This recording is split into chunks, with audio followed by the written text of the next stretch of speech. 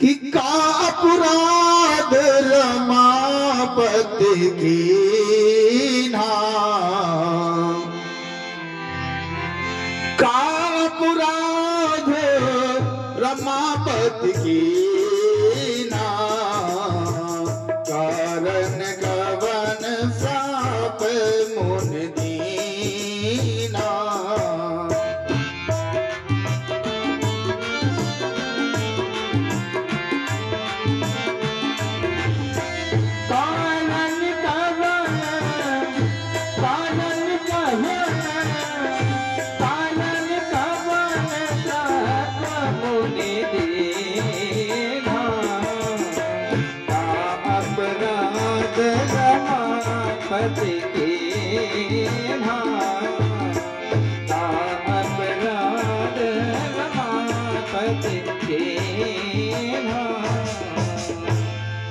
प्रभु निश्चित ही कन्हैया ने कोई अपराध किया होगा, निश्चित ही माधव ने कोई अपराध किया होगा, तभी नारद जैसे भगत ने, नारद जैसे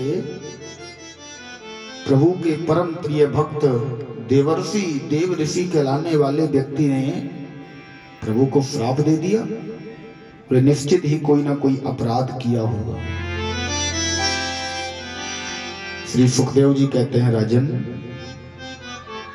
प्रभु ने कोई अपराध नहीं किया, बस केवल नारद जी की समझ में थोड़ा फेर आ गया। अच्छा, ये भागवत जी की कथा, ये भागवत जी की कथा क्यों सुनाई जा रही है? इसका क्या लाभ है? क्या लाभ है इस कथा का? मुक्ति प्राप्त होती है। मुक्ति प्राप्त कब होगी? जब ये परमात्मा प्राप्त होगा। ये परमात्मा कब प्राप्त होगा? बोले जब हमारे अंदर का अभिमान घटेगा, जब हमारे अंदर का अभिमान घटेगा। बोले नारद जी के समक्ष प्रभु ने कोई अपराध नहीं किया। बोले जब अपराध नहीं किया फिर क्यों श्राप दे दिया? बोले नारद जी को एक बार अभिमान हो गया। क्या अभिमान हुआ? बोले नारद जी एक बार पृथ्वी लोक पर भ्रमण करने आए।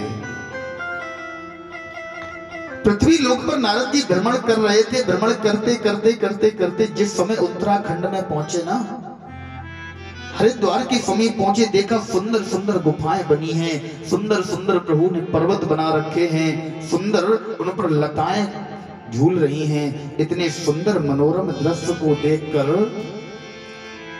राम जी की याद आ गई। राम जी की याद आ गई। नारायण नारायण कर ही रहे थे, नारायण की याद आ गई। तुरंत वहीं बैठ गए और महाराज बैठकर तपस्या करने लगे। सुंदर स्थान दिखाई दिया, रमणी के स्थान दिखाई दिया, रमणी के स्थान पर बैठ गए। बैठकर तपस्या करने लगे, राम जी का गुणगान करने लगे। देवेंद्र ने देखा, देवराज इंद्र ने देखा, बोले नारद जी तपस्या कर रहे हैं। कहीं ऐसा तो नहीं नारद जी के मन में इंद्र बनने की अभिलाषा जाग उठी हो? नारद जी इंद्र बनना चाह रहे हो, इसलिए नारद जी तपस्या का प्रभाव बढ़ा रहे हैं, तपस्या कर रहे हैं। बोले क्या करें? बोले किसी भी प्रकार नारद जी की तपस्या भंग होनी चाहिए, नारद जी तपस्या ना कर पाए। इंद्र ने तुरंत क्या किया? बोले महाराज कामदेव को बुलाया, और कामदेव को बुलाकर इंद्र ने कामदेव से कहा कि कामदेव तुम जाकर नारद जी की तपस्या भंग कर दो। कामदेव चला, नारद बाबा के सामने आया। नारद बाबा सुंदर स्थान पर बैठे अपनी तपस्या कर रहे हैं, मन में बस राम जी का नाम उच्चारण कर रहे हैं कि जय सिया राम, जय जय सिया राम, जय सिया राम, जय जय सिया राम, जय सिया राम, जय जय सिया राम, जय सिया राम, जय जय सिया राम, जय सिया राम, जय जय सिया राम।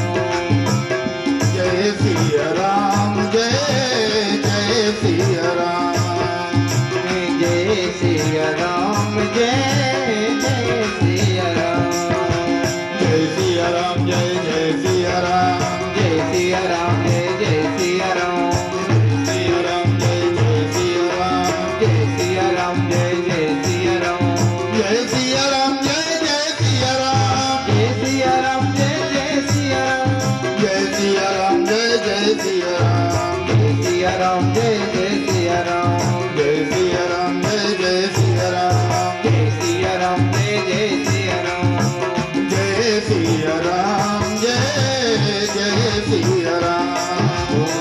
जय सिया राम जय जय सिया राम। जय सिया राम जय सिया राम। जय सिया राम जय जय सिया राम। जय सिया राम जय सिया राम। जय सिया राम जय जय सिया राम।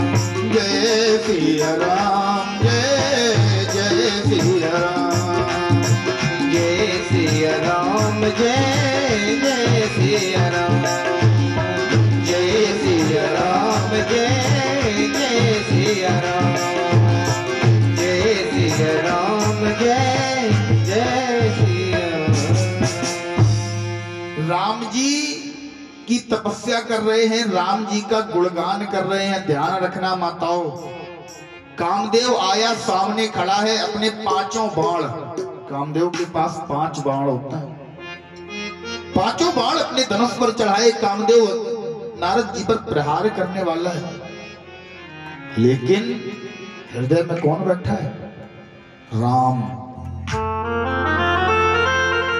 नारद जी हृदय में राम को बसाए हुए हैं, और जब जो भी प्राणी अपने हृदय में राम को बसाए है ना, इस संसार का काम उसका कुछ बिगाड़ नहीं सकता, कुछ नहीं बिगाड़ सकता। नारद जी के ऊपर कामदेव ने अपने 5 बाण एक साथ छोड़ दिए, 5 बाण एक साथ छोड़े, लेकिन नारद जी पर कामदेव के बाणों का कोई असर नहीं हुआ। राम नारद जी के ऊपर कामदेव के किसी भी बाण का कोई असर नहीं हुआ। क्यों? बोले नारद जी के हृदय में राम बसे हैं, मन राम में लगा हुआ है, और जब तक आपका मन राम में लगा है, इस संसार की काम क्रोध मद लोभ मोह कुछ आपका बिगाड़ नहीं सकते। नारद जी तपस्या करने के लिए बैठे, समाधि लगी राम के कारण, राम की याद आई, समाधि लग गई, और समाधि टूटी, बोले काम के कारण। कामदेव ने आकर जैसे ही बाण छोड़े, नारद जी की समाधि टूट गई। सामने कामदेव खड़ा है। नारद जी ने जैसे ही कामदेव को देखा,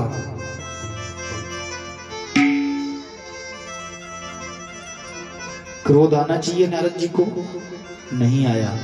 क्यों? बोले महाराज नारद जी देवर्षि हैं।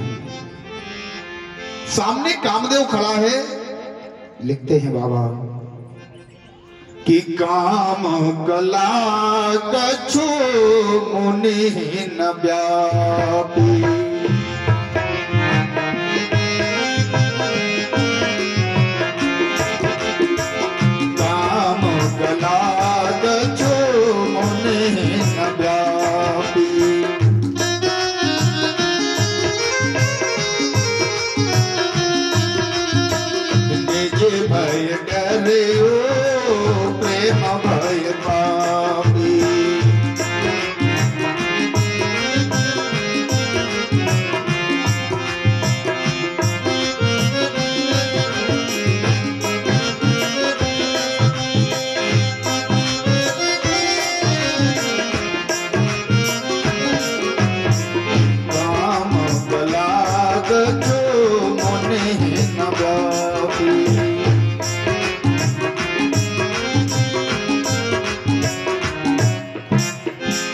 जैसे ही कामदेव को अपने सामने खड़ा पाया, ऋषि को, देवर्षि नारद जी को न तो क्रोध आया, न मन में ये लगा कि इसने मेरी समाधि तोड़ दी। उल्टा कामदेव को अपने पास बुलाया, समझाया, बोले कामदेव ये गलती तुमने दूसरी बार की है। एक बार जब भोले बाबा समाधि लगाए बैठे थे, तब तुमने भोले बाबा की समाधि भंग की, तब तुमने भोले बाबा पर अपने 5 बाण छोड़े, और आज तुमने फिर से वही गलती कर दी। आज तुमने फिर से मेरे ऊपर बाण छोड़ दिए, मुझे राम का ध्यान नहीं करने दिया। राम की देखो, भोले बाबा का जैसे ही नारद जी ने नाम लिया, अब यहां से ध्यान देना कथा पर, यहां से कथा मोड़ लेगी एक नया। जैसे ही भोले बाबा का नाम लिया नारद जी ने, नारद जी के मन में अभिमान का एक छोटा सा फोड़ा उठा। क्यों? बोले जब कामदेव गया था भोले बाबा के सामने, भोले बाबा ने के ऊपर जब कामदेव ने बाण छोड़े थे तो भोले बाबा की समाधि तो टूटी थी, असर भोले बाबा पर कुछ नहीं हुआ, लेकिन भोले बाबा अपने क्रोध को शांत नहीं कर पाए। जैसे ही कामदेव को सामने देखा भोले बाबा ने तुरंत तीसरा नेत्र खोल दिया, कामदेव जलकर भस्म हो गया। अब नारद जी को लगा बोले कामदेव ने वही काम मेरे साथ किया है। भोले बाबा ने काम पर तो विजय प्राप्त कर ली, काम पर का तो कोई असर नहीं हुआ, लेकिन क्रोध पर विजय प्राप्त नहीं कर पाए। हमने काम पर भी विजय प्राप्त कर ली और क्रोध पर भी विजय प्राप्त कर ली, हमने कामदेव से कुछ कहा नहीं। क्या अभिमान उठा? जरा सा अभिमान कि हम भोले बाबा से बड़े हैं। क्यों बड़े हैं? बोले भोले बाबा ने तो केवल काम को ही जीता, हमने काम और क्रोध दोनों जीत लिए, हमें क्रोध भी नहीं आया। नारद जी को लगा हम भोले बाबा से बड़े हैं, अभिमान का छोटा सा फोड़ा उठा। बोले बताया किसे जाए? अगर कोई व्यक्ति अच्छा काम करता है ना तो 4 जगह गाता है पहले, ये हमने ये किया, हमने। किसे बताया जाए? बोले भोले बाबा ही कोई बताओ। क्यों? कि भोले बाबा से अच्छा काम किया। पहुंचे भोले बाबा के पास, भोले बाबा ने दूर से आते हुए देखा, दूर से नारद बाबा आ रहे हैं। भोले बाबा ने विचार किया कि नारद बाबा दिन रात राम जी का गुणगान करते हैं, माधव का गुणगान करते हैं, कन्हैया का गुणगान करते हैं। चलो नारद बाबा आ रहे हैं, बहुत दिन से राम जी की चर्चा नहीं हुई, आज राम जी की चर्चा हो जाएगी। लेकिन जिस समय बाबा पहुंचे, भोले बाबा ने आसन दिया, बिठाया और कहा नारद बाबा कुछ राम जी की चर्चा हो जाए, राम जी के बारे में कुछ चर्चा हो जाए। लेकिन नारद बाबा का मन अब राम जी में नहीं लगा। क्यों? क्योंकि अभिमान का छोटा सा फोड़ा नारद बाबा के हृदय में उठ चुका है कि हम भोले बाबा से बड़े हो गए। जैसे ही पहुंचे नारद बाबा भोले बाबा के पास, भोले बाबा ने तो कहा कि बाबा कुछ राम जी की चर्चा हो जाए। लेकिन नारद बाबा क्या कर रहे हैं? बोले मारे चरित,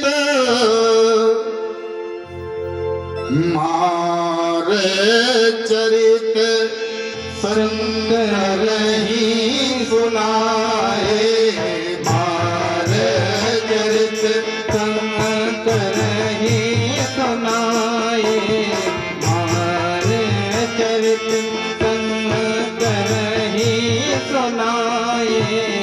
अति प्रिय जाने महेश सिखाए, अति प्रिय जाने महेश सिखाए।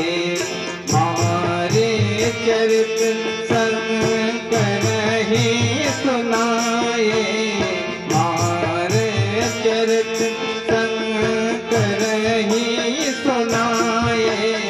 अति प्रिय जाने महेश सिखाए, अति प्रिय जाने महेश सिखाए। भोले बाबा के पास पहुंचे नारद जी, नारद जी से कहा भोले बाबा ने, बोले नारद जी आज राम की कुछ चर्चा हो जाए। लेकिन देखो कहा क्या? राम चर्चा हो जाए। ये क्या कर रहे हैं? बोले मार चरित, मार चरित। राम जी से भोले बाबा ने कहा नारद जी से रामचरित की चर्चा हो।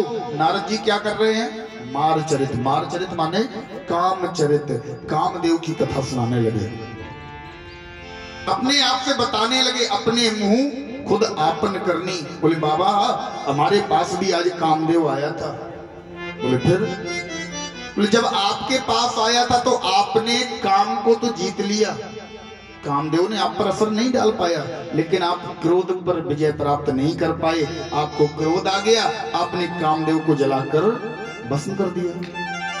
लेकिन आज जब कामदेव मेरे पास आया तो हमने काम को भी जीत लिया और क्रोध को भी जीत लिया। भोले बाबा ने कहा, देखो नारद, तुम्हारे मन में अहंकार, तुम्हारे मन में अभिमान, ये तुम्हें तुम्हारे प्रभु से दूर कर देगा। इसलिए मेरी एक विनती है तुमसे। बोले, जो ये कथा तुमने मुझे सुनाई है ना बाबा, बारे बार बार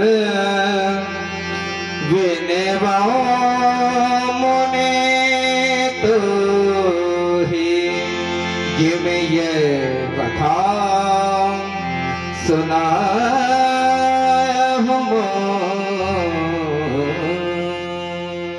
बाबा, बार बार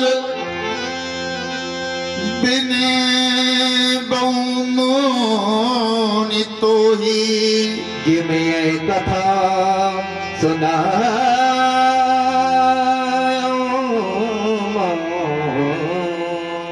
बाबा, मेरी तुमसे बार बार वंदना है, बताओ तो तुम्हारे चरण पकड़ लूं। तुमसे बार बार मेरी प्रार्थना है, तुमने जो ये कथा मुझे सुनाई है ना, तुमने जो ये कामदेव की कथा, अपने अभिमान की कथा तुमने मुझे सुनाई है, ये कथा जब तुम श्री हरि के पास जाओ, नारायण के पास जाओ, तो नारायण को ये कथा चले प्रसंग दुरायु तबहु।